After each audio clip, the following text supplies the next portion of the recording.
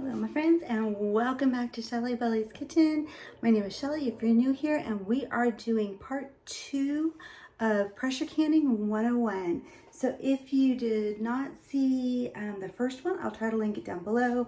Y'all know that I'm kind of new to making the YouTube videos, so hopefully that works out okay. I don't know. But anyways, let's get into this. So before we start the second part of how to use your pressure canner, I want to talk just for a second about the jars. Because how you get your food into the pressure canner, you have to use some jars. And so let's just talk for a second about the type of jars that you use. So there's a lot of different makers of jars. There's Ball, there's Knorr, there's, all different types of things. There's a couple things that you need to know though about jars. So the first thing is that the opening, the mouth of the jar comes in 2 different sizes. So there, and I don't know if there's more sizes than that, but as far as I know, there's only 2 sizes. There's a regular and a wide mouth. So this is a regular mouth, the opening of the jar. The volume can be different, but the opening, this part right here, this is the opening. This is a regular, and this is a wide mouth. So you can see the difference. This is much wider right here. So the difference between the two is literally just the opening. They come in the exact same different sizes. So you can have a pint, you can have a quart, you can have, and they come in various sizes. So it doesn't change the volume of what goes inside. Is there one that's better over another? You know what? Literally, it's your own personal preference. I have some of each. What would I tell you about them? I would tell you purchase what you like. I would also tell you to buy thrifted jars as much as you can. Jars can be reused forever until they crack, break, or chip. And jars are really expensive. Sometimes people look at them and they think it doesn't seem that expensive. Like you look at a flat of jars, like a dozen jars, and a little flat or something, and you may see them like a dozen jars for $24. First of all, $24 can be a lot of money. And second of all, if you're thinking about a dozen jars, but you may end up needing 100 jars, that turns into a lot of money. And so I would tell you that at least 50% of my jars are thrifted. And so there is absolutely nothing wrong with thrifting the jars. They are perfectly safe. They are perfectly awesome to reuse over and over and over. So, buy them wherever you can, thrift them as much as you can. Jars can be reused forever. Here's what you can't reuse. You cannot reuse the flats. Now, the nice thing about flats is that they can go between jars. Now, obviously, the flat of a wide mouth does not fit on the flat of a regular size. However, a flat that fits on like a pint-sized jar, as long as it is a wide mouth, it will fit on any of the wide mouths. So a flat of a pint-sized wide mouth will fit on the flat on a wide mouth quart or any other thing, as long as it's a wide mouth. Just like the flat of a regular will fit on any volume of a regular, as long as it's a regular opening. So you don't have to buy pint-sized regular, quart-sized regular. Any regular will fit on any volume regular. Same with the quarts. The issue is though that most literature will tell you that the lids are not safe, the flats are not safe to reuse more than one time when you are doing airtight canning. So once I've used it once to do airtight canning, it's not really safe to do it a second time. I can put stuff in there and seal it, like if I want to put laundry detergent in there and close it up. But to do airtight pressure canning or water bath canning to get a good airtight seal, most literature will tell you you can't use the flat part again a second time. So I have a bag full of reusable ones that I will keep to use for stuff that doesn't need to be airtight sealed, and then I have a bag of new ones. So I buy some new ones every year for airtight canning. The rings, they can be reused a whole bunch of times before you need to buy the new ones. The only thing I would say about the rings is don't put them in your dishwasher. You need to hand wash them, because if you wash them in the dishwasher, most of the time they're gonna rust. Jars, dishwasher safe most of the time. Throw them in the dishwasher, reuse them a whole bunch. So now that we've talked about the jars, again, it's really your preference. Also, the maker of the jars, there's bajillion different makers. It's really your own personal preference. Again, I thrifted most of mine, so you know, whatever you want to do for your jars, it's your own personal preference. So those are the jars. So in the first video, we talked about all the different pieces and the parts of the canner. Remember, I have an American canner. I don't know how to use an electric pressure canner. I use a standard canner. So let's talk about how to get the food from like wherever you've gotten it, like how you've made it, into the pressure canner and how to use it. One of the things that is pretty well documented is that you don't want to go from one temperature to another with the jars. And so what I mean by that is you don't want to fill your jar with your hot food and then go from like this cold or room temperature jar into a hot canner. Or you don't want to go from a hot jar into a cold canner. You want to go same temperature to same temperature.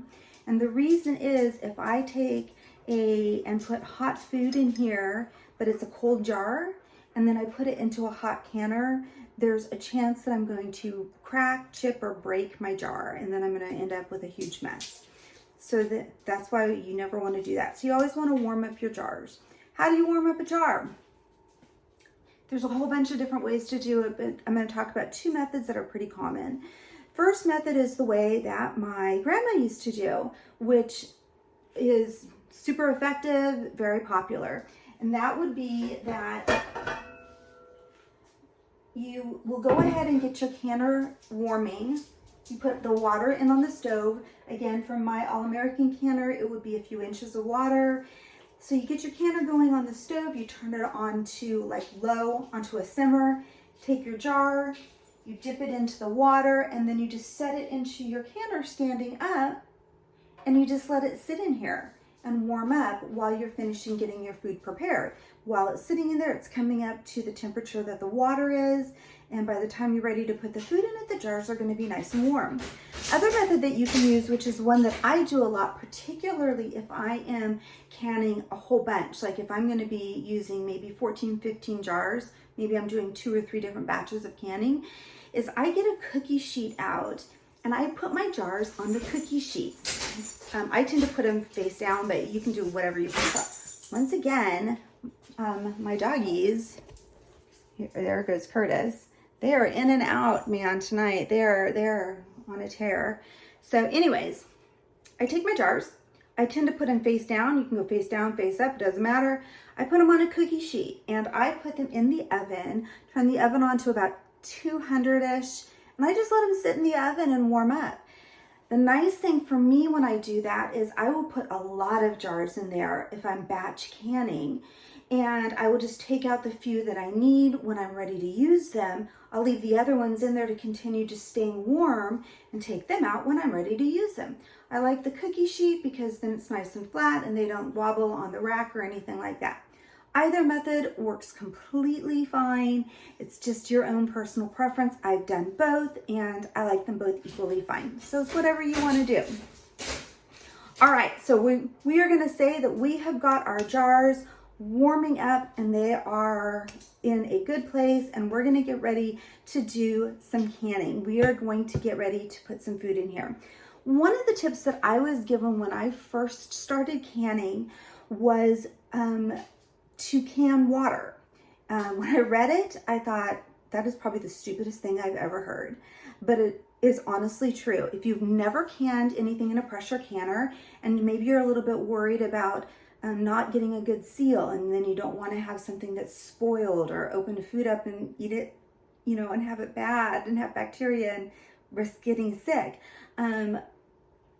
For your first time, can some water, because it gives you the opportunity to get in there and use your canner and figure out how to can it, you know, the use of the different temperatures and stuff like that, but you're also not risking losing any food or anything like that. So, you know, it was actually pretty smart. I actually did it, even though I thought it was probably the stupidest thing I had ever heard. I actually did it, and I was really glad I did, because it gave me the chance to use my canner, get my hands in there, but also not risk losing any food or anything like that.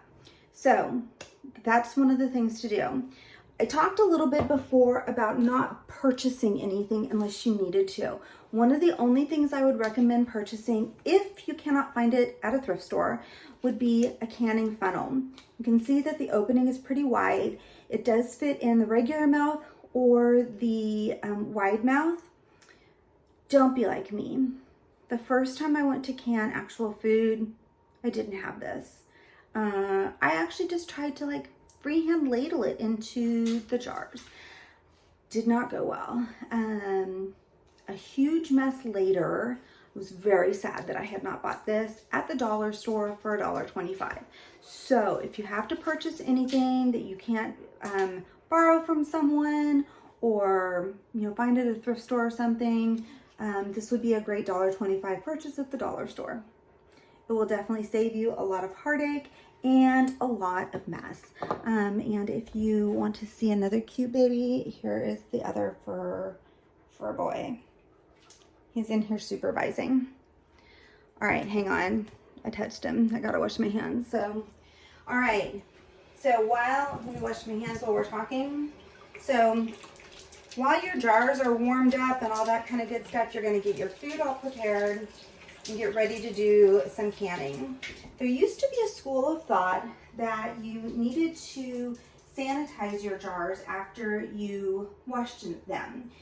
The school of thought really now is not so much that you need to sanitize them anymore, because we really know that once they've been into either the water bath canner or the pressure canner for 10 minutes or longer, the jars and the lids are sanitized. So we no longer need to sanitize the jars and the lids before we use them, which is great.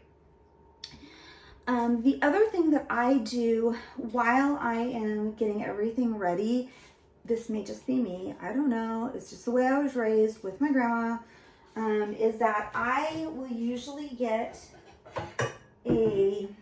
just like a small pot, and I will fill it with some water,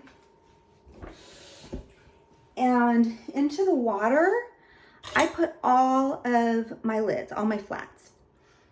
Do you have to do this? No, it's just me. I don't even know if there's a reason that you need to do this. I just do this.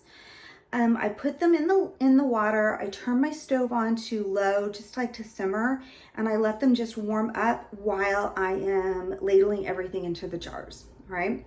So I'm gonna do that. All right. So we've got our jars. I've got my little funnel thing, and we're gonna get ready to do some ladling here into that.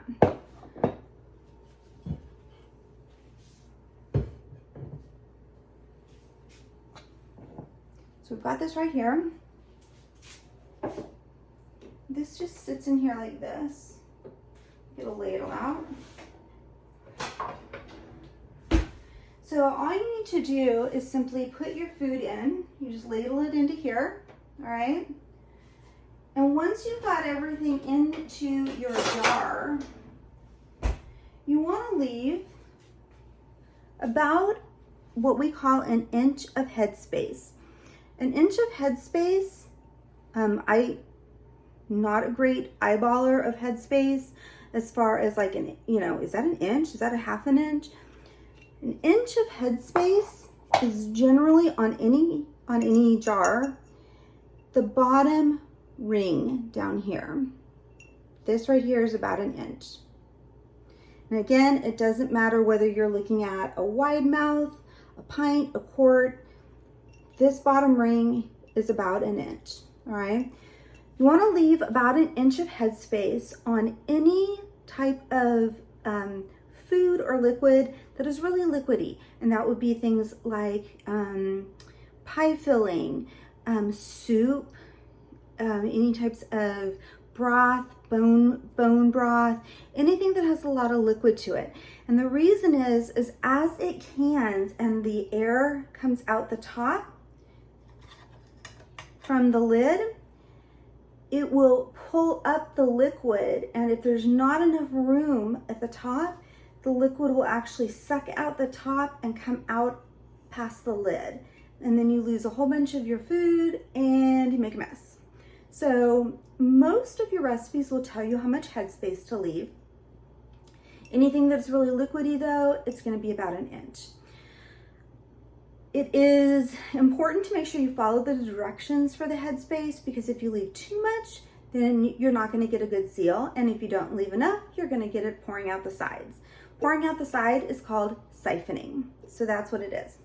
So we have got this all filled up. We are ready to go. The next thing that I'm going to want to do after I get everything filled up, you aim you down here just a smidge. After I get everything completely filled up, is that I usually will take a clean cloth. Some people use different things. I normally just take a clean cloth. So I'm going to take a clean cloth, and you can use either hot water or vinegar. I tend to use vinegar, and I'm going to dip it in the vinegar, and then I'm going to run it around the edges of my jar. And I also usually do right around the rim here too. The reason that we do that is because you want to make sure that around the edges of your jar and around the rim here, that anything that is greasy, sticky, any food products, anything like that is completely removed from your jar, because those things can prevent a really good seal. And so vinegar works really well. It cuts through grease, it gets rid of the stickiness, but hot water does as well. So if you don't have any vinegar, hot water works great. I also tend to put a splash of vinegar in the water in my canner. It helps keep the sides of the jar clean. Once I have removed the vinegar, I also will use either the handle of a wooden spoon, or I will use my little handy dandy little thing that came in my kit. It's called a debubbler. And you want to go ahead and make sure that you stir this around a little bit and get any bubbles out that might be in there. The funny thing is that you'll look at it and you won't think that there's any air bubbles in here, but oddly enough, there's always some air pockets. And so you always want to make sure, no matter what you have, that you debubble the food, because if there's an air pocket, there's a chance that it won't seal properly. So you always want to debubble it. If it debubbles a lot and the food settles, you may actually need to add more product in here to make sure that you go all the way up to whatever the headspace is needed. Once it is debubbled and you've wiped down the side, now you are ready to go to put your lid on. So here's the lid.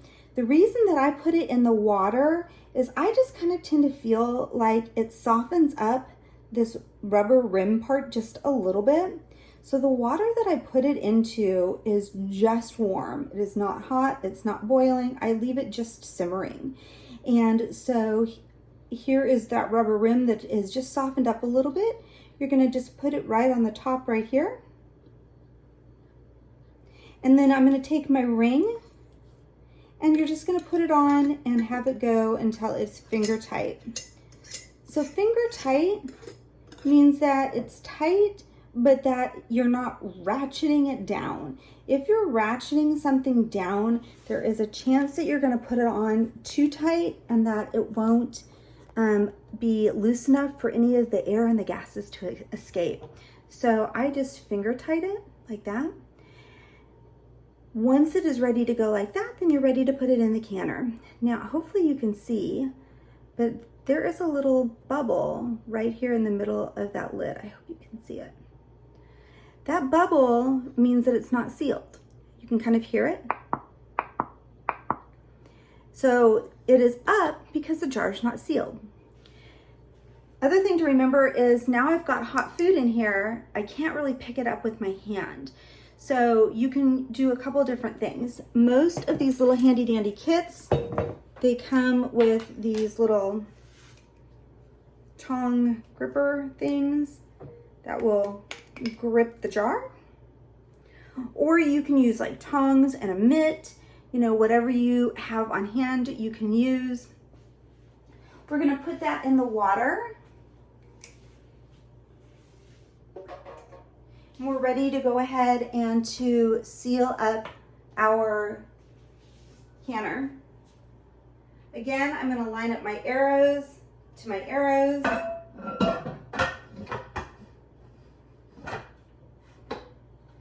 On my canner, I have my little bolts here. I go opposites on the bolts to get them all tightened up.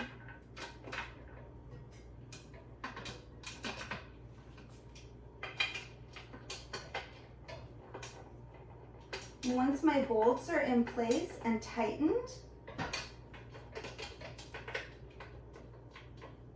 then I am all set to get started.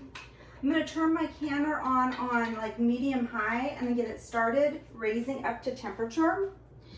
We don't start our processing time until all of our steps are gone through. So just because the stuff is in the canner, it's not ready to start the processing time. All of your recipes will give you a specific processing time, but you can't start that timer on the processing time until your canner is at the correct pressure.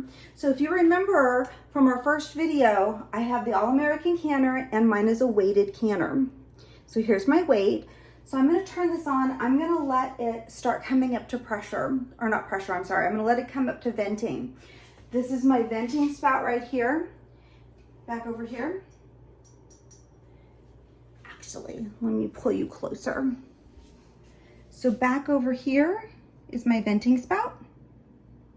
Here is my gauge. I'm going to turn it up until my venting spout starts steaming or venting steam in a continuous stream.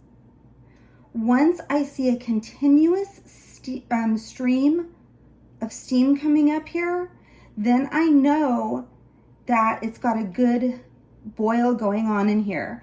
Once I see that continuous stream, I'm going to set my timer for 10 minutes and I'm going to let it vent that continuous stream for 10 minutes.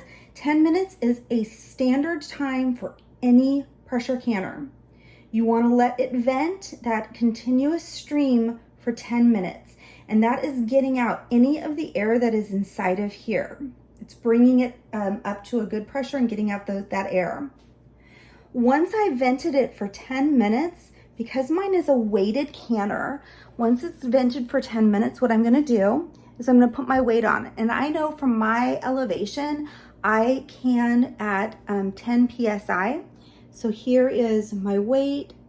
Hopefully you can see the numbers down here. Here is 10 down here at the bottom. So I'm gonna just simply put it on the weight down here. So here's my weight. I'm gonna come over here where the 10 is at, and I'm just simply going to slip my weight on. Once my weight is on, I am going to wait for it to come up to pressure. I have two ways to tell when it's up to pressure. I have my gauge. As soon as I put my weight on here, my gauge is going to start going up towards 10. My weight is a true measure of it, but my gauge is going to start going up. Once I get pretty close to 10, I'm going to turn it down, my burner. I'm going to turn my burner down to about just below medium high. And the reason I do that for me is because I know that my particular stove and this particular canner at my elevation, if I turn it down to medium high, I can maintain my pressure the entire canning time at the correct PSI. And so I always just turn it down right as it starts approaching the right pressure. I turn mine down to just below medium high. As it approaches 10, which is what I have the weight set on, immediately as it gets to 10, exactly at 10, this weight is going to start jiggling like this. When I first got the canner, I was really worried that I would miss the jiggling, like I wouldn't know what the jiggling sounded like or what it looked like. Let me tell you, if you have a weighted canner, you won't miss it. You can't miss it. It's very loud. It's very jiggly. It literally jiggles. You can't miss it. When it is actually at pressure and jiggling, that's when you start the process time. So now that my weight is jiggling, it's telling me it's actually at the correct PSI. It is at the correct pressure. That's when I start my processing time. So if my recipe says process in the canner for 25 minutes, now that my weight is jiggling, that's when I start the process time for 25 minutes. I'm gonna let it cook for 25 minutes. When that 25 minutes is up, I am absolutely not gonna walk over and open up that canner. That is the absolute no, we don't do that. What I am gonna do is just come over and turn off the heat on my canner. I'm gonna let my canner sit until it is 100% back down to 0 on that gauge. I usually just let it sit for about an hour.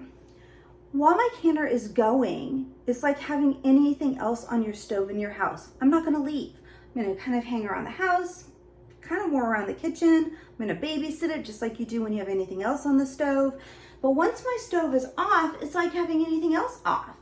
I can do whatever I need. If I need to leave or whatever, it's fine. Everything is turned off. But I'm gonna let that sit and completely come back down to 0 pressure before I open anything else. Once it's at 0 pressure, it's completely safe to open it up. So then when it's at 0 pressure, I can unlock my locks on it. I can take my weight off, and I can take my food out of the processor, and I can set it on my counter. Once you get it out of the canner, you're gonna set it on your counter and just let it be a jar on your counter for a whole 24 hours. You're not gonna touch it, just let it hang out and be a jar on your counter for 24 hours. While it's sitting there, it is going to seal, and you're gonna hear that popping. You're gonna hear it pop down. When you come back out and you look at it later in the day or the next day, you're gonna see that that little bubble that was on that lid, it's now down. It's sucked down. And when you press on it, you cannot get it to come up. You're gonna press on it, it is sucked down tight. It is a tight seal on that jar. While you are waiting that 24 hours and it is sitting on your counter being a jar, do not take the rings off. Leave the rings in place. After 24 hours, it's completely safe to take the rings off. While it's sitting there kind of processing, you want to leave the rings on, keep it safe, that kind of thing. Afterwards, after 24 hours, you want to take the ring off. And the reason is that at some point, if your seal fails, if the ring is still on, you're not going to know that the seal has failed.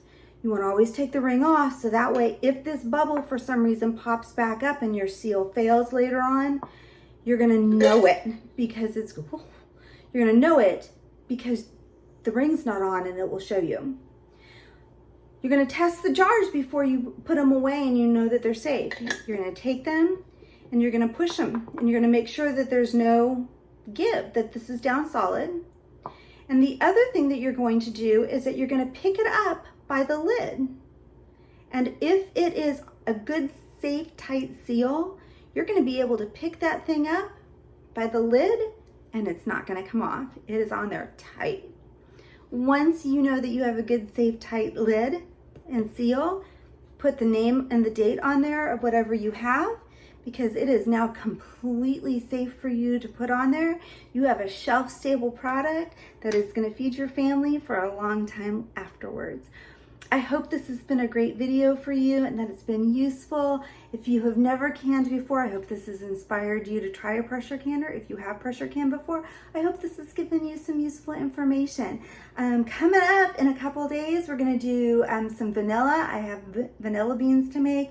We're also going to get into the canner. We're going to make some apple pie filling and some split pea soup. So if you've liked the video, please give it a thumbs up. Smash the subscribe button. I would love for you to be part of my YouTube family. Also hit the notifications so that you'll know when the next videos come out.